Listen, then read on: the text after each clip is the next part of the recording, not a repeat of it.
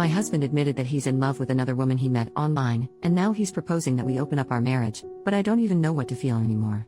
I, 33F, have been married to my hubby, 34M, for 4 years, and we've been together for 12 years. After a lot of financial struggle, we bought a house and we are now planning to have kids. Thing is, a few months ago, my husband fell sick and had to stay home for a while. He decided to pick up an online game and started having weekly sessions with a group of players. Among them is a girl, 30, I think, and long story short, he fell in love with her. He broke down crying a month ago and admitted it. He told me it built up so gradually he didn't understand how he felt until it was too late.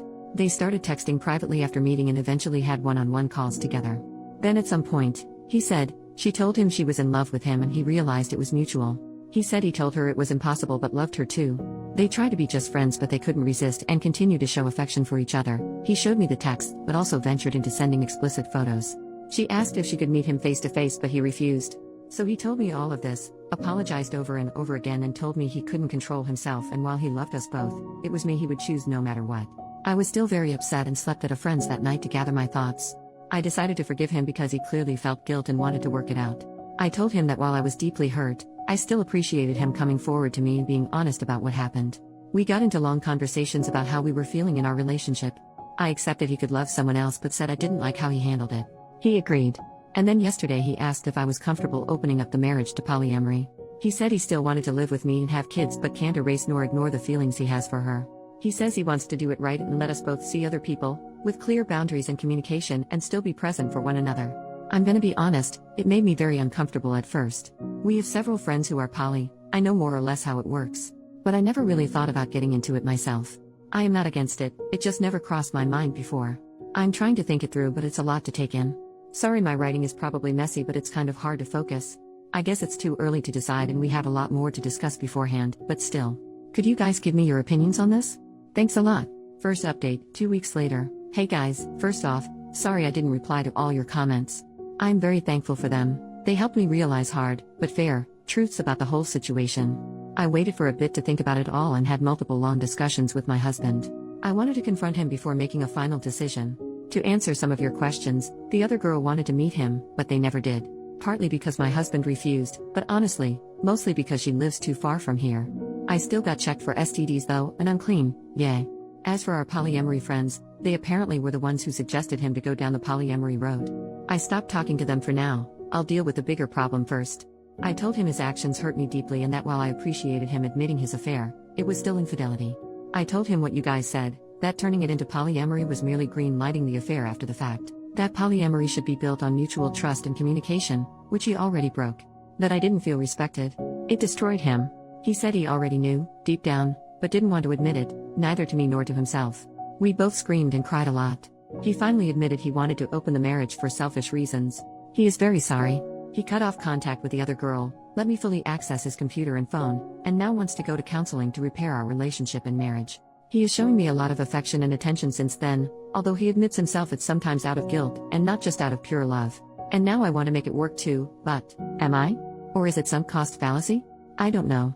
Our first session is in 2 months, the earliest we could get, and every day I change my mind.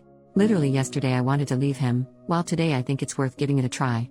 Because we've known each other for so long, we understand each other on a very deep level, share a lot of interests, and have already built so much together. He was there for me during hard parts of my life. He took responsibility for his actions and is really trying. Plus, if I leave him, I'd have to start my life nearly from scratch, find a new place to live, go back into dating for the first time in 12 years. I don't want to lose everything. It sounds very hard and scary. Am I not too old for this? But at the same time, that's a form of denial, isn't it? It doesn't matter if those years were good, it's not going to be the same. Even if he gains my trust back, even if I forgive him, I'll never forget. I think he is genuinely remorseful, but isn't it too late for that? I'm too empathetic. Him being present now doesn't erase what was done. Do I want to stay not because I still believe in this relationship, but because don't have the strength to ask for a divorce? Because it's the easy choice, some kind of codependency? I have no idea. I can picture both paths clearly, and it's tearing me apart. I am lost, maybe even more than I was when I wrote my previous post.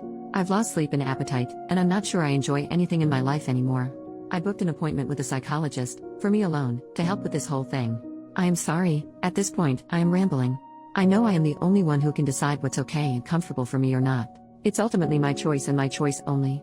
The emotional hell I am going through just makes thinking about that choice very hard and paralyzing. I'll go to both therapies and try to see what to do from here. I'll try to update, but it's probably going to take a while. I am sorry. I want to thank you again for your support, and I am sending you guys a lot of love. Edit to add, a bit of information I should have mentioned but didn't because putting all of that into writing without omitting something is much harder than I thought. He cut off contact with her because once he told her he was married and wanted us both, she just ran away and broke up with him. There are times since then where my husband starts feeling sad or angry because of what's basically withdrawal. And for that he's smartly sensible enough not to blame me. What kind of marriage did we had before this crisis? It will sound so naive. It's my first and only romantic relationship. We were very close and basically grew as adults together. We could talk about anything and understand each other. We shared the same values and interests. What changed, I think, is that we got into a routine and he got bored. During our argument he said he was addicted to the attention the girl was giving him and that he felt I didn't show him I was in love with him enough anymore. I told him that even if it was true, he should have told me instead of having an affair. On one hand I have my faults too and I could accept this as one of them, on the other I was taking care of him and the house while he was sick. I don't think he believes it, I don't think he means it. But it makes me wonder whether I was actually a good wife for him. Even though I am not responsible for his actions. Thanks again for your support y'all. It's a lot to process but it helps me so much. Second update, 3 months later, a huge amount of things happened since then. I'll quickly summarize, it was a very, very unpleasant ride. So, soon-to-be ex-husband had an emotional affair online and tried to make me green-light it by asking for an open marriage, where we'd be allowed to have side adventures. I refused and his affair partner dumped him.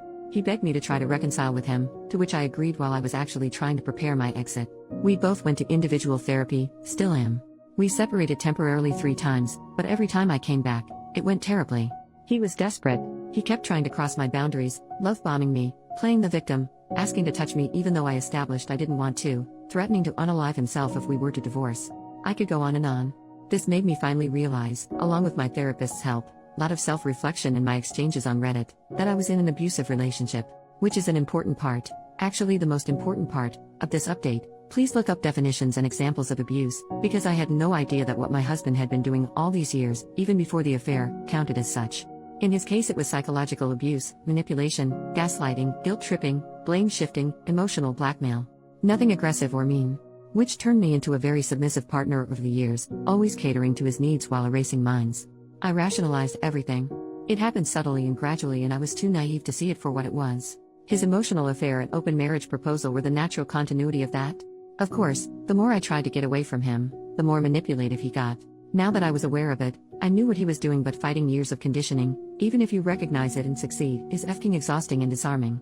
So, earlier today, I brought a friend home to assist me. We sat down, the 3 of us, and I told my husband we were over and I handed him the papers. It might sound dumb but it's genuinely one of the hardest things I've ever done in my life. I was terrified. Yet he agreed. He repeatedly asked me if I was sure. He reminded me of the family we were planning to have and of our best memories together. Was it all for nothing? Apparently, yes. He was heartbroken, clearly mad and frustrated. But still he agreed. He signed them and went back to his parents for now. We still have to go through the whole procedure, separate our assets, decide what to do with the house and all. And he still wants us to go to marriage counseling. But right now, I feel free, for the first time in months. The last hours have been a mix of tears, celebration and godly, restful sleep. And I have to thank you guys again, because my first Reddit post was the wake-up call I needed to eventually, finally, get here. Better late than never I guess. Thank you so much. Lot of love to you all. New update, 3 more months later on October 27, 2024, my previous post should have been the final update. I wish. God I wish. But no, of course not. Of course it got worse, again. Screw my life. After my soon-to-be ex-husband signed the divorce papers, we went no contact, or at least, I tried to. He still sent me text messages, voice messages, and tried to call me multiple times. He even sent me a long letter full of statements such as, "I'm concerned that your mental health is deteriorating.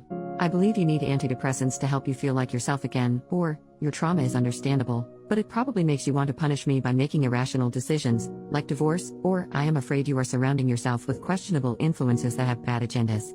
Please let me help you see it through." He claimed that the crisis was just as hard for him as it was for me. People told me he was escalating and that I should protect myself. I should have listened immediately, but I didn't react soon enough. Then he came to our street. He arrived uninvited and pleaded with me to give him a second chance. He said he wanted to be there for me and for us, insisting that he didn't deserve any of this. I started to feel distressed. He saw that I was unwell and wanted to comfort me, so he hugged me. But I didn't want to be touched. I'm pretty sure I told him no. I think I screamed no multiple times, but my memory is fuzzy. Either I misremember, or I did say no and he ignored it and didn't stop. I know it's just a hug, but it triggered a severe panic attack. He called emergency services, telling them he was worried about me because I wasn't myself. I had to ask the paramedics to make him leave. After that, he told me he was there for me if I needed him, but he thought we needed space.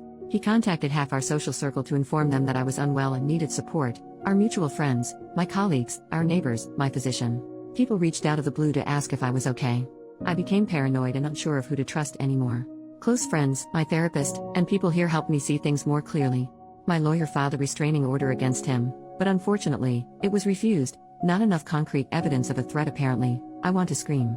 We submitted a second request, which is currently being reviewed. In the meantime, I've moved into an apartment of my own. He doesn't know where I live. Hell, almost nobody does. I constantly wonder how he reacted when he found out. I'm still paying my half of the mortgage because nothing has been decided regarding our house yet. It's financially very hard for me, but I do feel safer. I am feeling much better, although I remain haunted by constant stress, sleep disorders, nightmares, nervous tics, random bursts of tears, and rushes of anxiety. My physician prescribed me sedatives. They do make it easier. I realize I'm isolating myself more and more. I try to fight it, but I'm really afraid that sensitive information could leak, even accidentally. I've started reaching out to my closest friends again, as much as I can. I'm trying to come back here on Reddit. I keep going to therapy, it's necessary. Because one part of me, the part he cultivated for so long, urges me to stop all of this and to go back to the house, cancel the restraining order, cancel the divorce, call him, apologize, and repair our relationship. It would be insane. I'm not going to do that though. I do not listen to that little voice. I don't. But when your defenses are attacked over and over again, it becomes incredibly hard to reason properly. I can't wait for the divorce to be over. I just want to move on and I want all of this to be behind me. I'm sorry this is bleak. I wish I would have left sooner. I just hope this can help someone, anyone.